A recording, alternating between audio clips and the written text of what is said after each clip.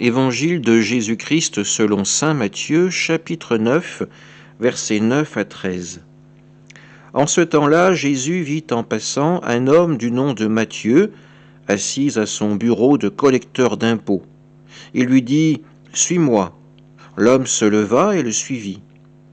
Comme Jésus était à table à la maison, voici que beaucoup de publicains, c'est-à-dire des collecteurs d'impôts, et beaucoup de pécheurs vinrent prendre place avec lui et ses disciples.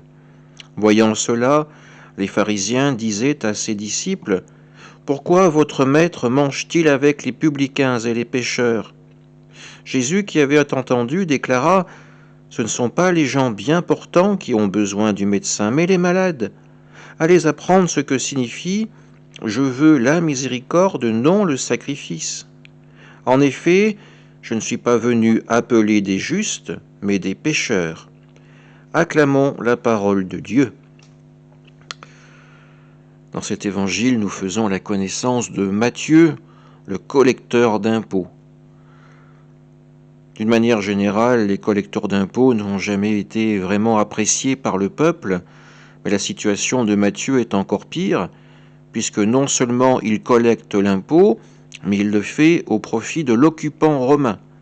Il prélève donc en plus une large part pour sa propre bourse. Donc aux yeux du peuple, Matthieu est à la fois un traître et un opportuniste. Et pourtant, c'est avec lui que Jésus désire partager son repas.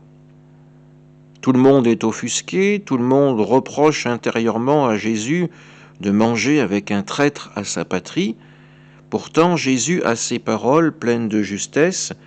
Je ne suis pas venu appeler des justes, mais des pécheurs. En effet, la mission du Fils de l'homme ne prend sens que si nous comprenons que c'est vers ceux qui en ont besoin qu'il dirige sa miséricorde et son amour. Les justes sont déjà dans la présence de Dieu. Jésus, lui, vient justement pour que ceux qui s'en sont coupés puissent à nouveau faire partie de l'alliance du Seigneur et vivre un jour dans sa présence. Alors à notre tour, ne soyons peut-être pas trop exigeants, trop stricts, quand nous annonçons l'amour du Seigneur, l'invitation à rencontrer le Christ. N'ayons pas des critères trop élevés, mais au contraire, rappelons-nous cette invitation du Seigneur. Je suis venu pour les malades, pour les pécheurs, pour ceux qui en ont véritablement besoin. Amen.